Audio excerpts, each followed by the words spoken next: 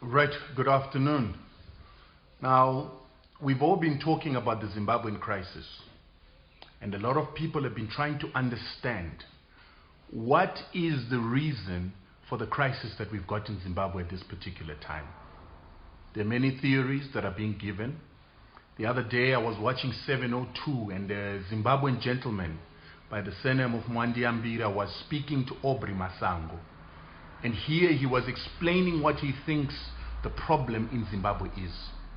And as he was explaining this problem that he thinks is in Zimbabwe, he began to epitomize the problem that we actually have in Zimbabwe. The problem that we've got in Zimbabwe is one that has been caused by Zimbabweans themselves. The problem that we've got in Zimbabwe is one that is caused by Zimbabweans living in denial. And another problem that we've got in Zimbabwe is the fact that Zimbabweans do not understand their obligations as citizens for their own nation. So I'm making this video for non-Zimbabweans because I've made so many videos like this for Zimbabweans, but they do not listen. So now I'm making this for those of you that might find yourself in the situation of Zimbabwe and those Africans that actually want to decolonize their nations rather than the situation we've got with Zimbabweans that are in love with colonialism. Zimbabwe is the only country on earth that is under US sanctions but pretends like it's not under sanctions.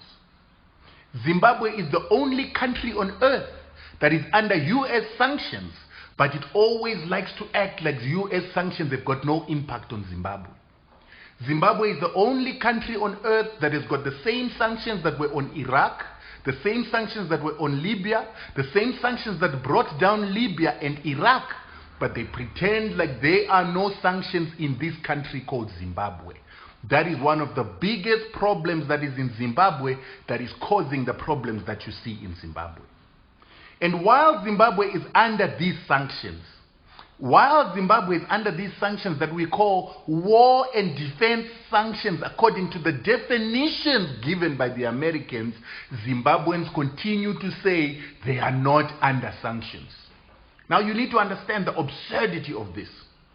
Zimbabwe is under the same sanctions that are on South Korea, Venezuela, Iran, and all these other countries acknowledge the sanctions that are on their countries, and they acknowledge the impact that these sanctions have on their countries, but Zimbabweans in their pride continue to say that sanctions are not the problem in Zimbabwe. Zimbabweans will tell you that corruption is the problem in Zimbabwe, but yet nations like Nigeria that have a lot more corruption, nations like India, and even South Africa, they don't have the same problems that Zimbabwe has. The only thing that Zimbabwe has that they don't have is sanctions, but the Zimbabwean continues to say sanctions are not the problem in Zimbabwe. This is the problem we have in Zimbabwe. Zimbabweans themselves are idiots.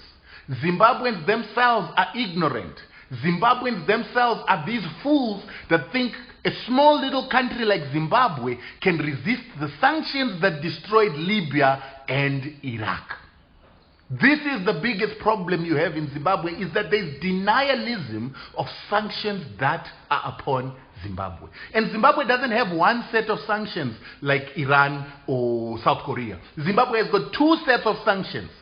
Zidera sanctions that stop Zimbabwe from getting loans from the multilateral lending institutions, the IMF, World Bank, International Bank of Reconstruction and Development. Then Zimbabwe has got what are called executive order sanctions. The executive order sanctions are instituted by the National Emergency Act of America and also instituted by the International Emergency Economic Powers Act, which are basically acts of war. One is a warfare that is economic, the other is a warfare that includes military. But Zimbabweans continue to say sanctions have no impact on Zimbabwe. And you will see that even other African countries have gone with the narrative that Zimbabweans have. Even other African countries have accepted the denialism of Zimbabwe because they benefit from Zimbabwe's denial. South Africa benefits when Zimbabwe denies sanctions, because then it can simply say the Zimbabwean government is incompetent, Robert Mugabe was incompetent, and that's why Zimbabweans are coming to South Africa, because South Africa is managed by a smarter people who did not destroy their country like Mugabe did. But yet the issue is Zimbabwe has been at war with the United States under these sanctions, and these sanctions are not only imposed by the United States, but the United States, the Europeans, Canadians, and Australians are united in this isolation of Zimbabwe, destruction of Zimbabwe, so that this country cannot decolonize, and so that an example is made of Zimbabwe for taking its land to stop South Africa from taking land. But as Africans, we are so stupid that we will let another country be isolated by united European countries, all so that we can take the benefits from this isolated country. South Africa has taken the benefit on Zimbabwean sanctions by taking all the people, the colonizers, the Rhodesians, the Europeans that had money in Zimbabwe, those who externalized their monies illegally, those that stole in Zimbabwe, those that stole the resources, those that used slave labor in Zimbabwe. The South African government allowed those people to illegally transfer their money into the South African economy, and then they gave those very same people who had stolen from Zimbabwe citizenship so that they can come and live in South Africa. In South Africa. They were part and parcel of this sabotage that was started by these Western powers.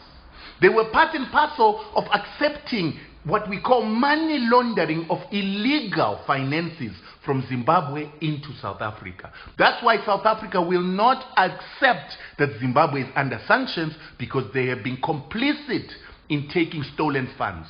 But ask yourself, if you stole funds today from the United Kingdom and try to transfer them to South Africa, would the South African government and banking system accept?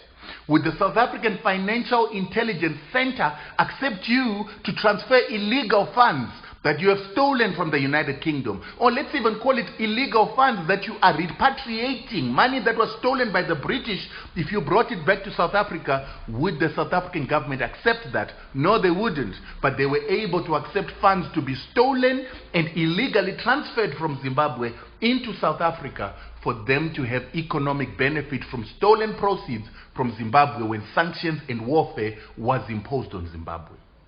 Now we have got problems in Zimbabwe. The problems of overconsumption without producing enough. We've got problems of corruption in Zimbabwe. But the problem in Zimbabwe is not that.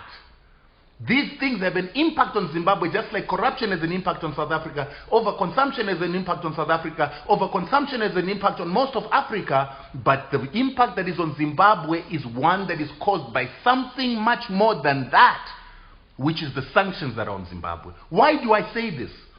Right now you've got Ethiopia being said the best performing country in Africa, the fastest growing economy in Africa. Zimbabwe exports and generates more foreign currency, 3 times more foreign currency than Ethiopia does. They say Rwanda is performing amazingly, but Zimbabwe exports more and creates more foreign currency than Rwanda and Ethiopia put together. So that means that the Zimbabwean economy, even though it's under sanctions, still outproduces the Ethiopian and Rwandese economies. Zimbabwe exports more just in tobacco than what it is that Rwanda exports and what it is that Ethiopia exports. Just in tobacco. This is before we start talking about gold. This is before we start talking about repatriations of professionals that are Zimbabweans that are outside Zimbabwe, who bring in close to $3 billion into the Zimbabwean economy. But while that may be, Zimbabwe still doesn't have a currency. While that may be, Zimbabwe still does not have fuel. And the question is why? Now, if you understand the sanctions that are on Zimbabwe, they are economic, but you've also got military sanctions that are on Zimbabwe that were put in by the National Emergency Act of the United States. These actually allow the American government to put troops on Zimbabwean soil, because war was imposed on Zimbabwe in 2003 when the government of Zimbabwe, of the United States of America, or George Bush, declared Zimbabwe an unusual and extraordinary threat against national security and economic interests of the United States government. But you need to understand that warfare doesn't only take place when soldiers are on your soil. The economic hitman told us that warfare can take place with spies being put in your country. Warfare can take place with spies of your own nation being turned against the nation and working against your nation. Warfare can take place with sabotage. And in Zimbabwe, we have had cholera outbreaks. The last time we had cholera outbreaks in Zimbabwe was during the Rhodesian War. During the Rhodesian War, the Rhodesian soldiers, in cahoots with the British and American mercenaries and the American and British governments that they were working with, put cholera into our water systems to stop our liberation fighters from fighting against Rhodesia.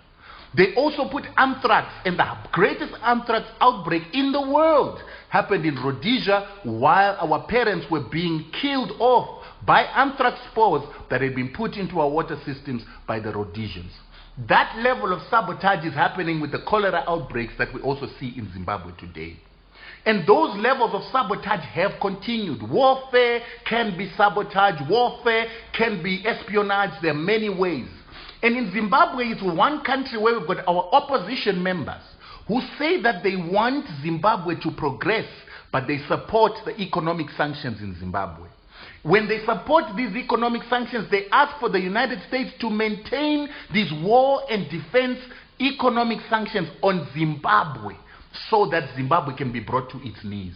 And when Zimbabwe is brought to these knees, these very same people are the ones that send people onto the street to protest in an attempt to overthrow the government of Zimbabwe. This has happened before in countries where the CIA has financed groups of people. In Iran, during the Shah, in Libya, in Iraq, to overthrow governments so that they can put in opposition party puppets into power. We are seeing the very same things that happened in Iraq, the same things that happened in Libya, and those that happened during the Arab Spring happening in Zimbabwe. Do not be lied to. Zimbabweans are not broke. There's no fuel in the service stations, not because Zimbabweans can't afford to buy fuel. Somebody is buying up the fuel. Somebody is buying up everything from the grocery stores. Somebody with big capital is taking goods out of the market in a country where people actually have money to buy the goods. Zimbabweans have got US dollars to import cars. They're building houses on record levels, cash, not debt. Zimbabweans do not take any debt to build their homes. They don't take debt to buy cars.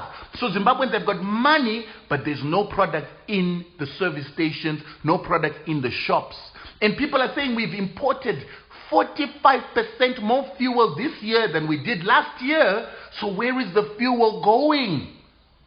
There are cartels that are operating in Zimbabwe, part and parcel of the sabotage that we're talking about. But the Zimbabwean is the only one that cannot see the mechanisms that were used in Libya, the mechanisms that were used in Iraq, operating in Zimbabwe right now.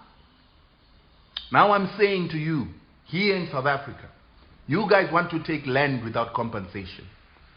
The sanctions around Zimbabwe are actually an example to you. They are being instituted on Zimbabwe as a warning to South Africa that if you try to take land without compensation, if you try to radically transform the economy, what is happening to Zimbabwe will happen to you. And to prove to you that what I'm right is true, what do you think the American soldiers in Botswana are there for? They are there to bring in the National Emergency Act fulfillment by military action if need be. The same thing that happened to Libya when AFRICOM surrounded Libya with armies and their troops to eventually go into Libya and take off Muammar Gaddafi. Zimbabwe is at the brink of something similar, but Zimbabweans don't know that. Our opposition parties, our social and civil groups understand that they are being paid by somebody to cause the unrest that is caused by the sanctions that they keep calling for. It's time that you start understanding what's happening. Neocolonialism 2.0. Neocolonialism 2.0 is taking place in Africa, and African leaders are quiet, silent, and they are sabotaging each other in the process. Never forget that it is South Africa that signed the UN resolution that put a no-fly zone over Libya that saw Muammar Gaddafi removed. That is why the ANC government does not speak of the sanctions that are on Zimbabwe, because they are complicit with those very same sanctions, because this country of South Africa is under the control of white monopoly capital that tells the ANC government what to do. Julius Malema understands this well. This is why today he is beginning to talk about African unity, because he knows that if South Africa is to try and take land and other African countries isolate South Africa the way that Zimbabwe was isolated, South Africa would collapse in less than 3 months. Because this country doesn't own its seeds, it doesn't own its banks, it doesn't own its houses, it doesn't own its land. Basically, white monopoly capital will be able to collapse this economy, what they could not do to Zimbabwe. It's time that we understand this. And it's time somebody spoke this truth, that Zimbabweans are in the position that they are in because they are under a warfare through the United States government and her European and Western allies, but Zimbabwe is pretending like nothing is going on. Yet it's got the same sanctions that were on Libya and Iraq, the same sanctions that brought down Libya and Iraq. That's why Zimbabwe is struggling. That's why Zimbabwe has got all the problems that it has. Don't let anybody tell you that it's an issue of corruption. Which country doesn't have corruption? America itself has got corruption, and corruption makes Americans rich. But Zimbabwe is under these sanctions, this warfare, and it's being isolated by other African countries that benefit from Zimbabwe's demise.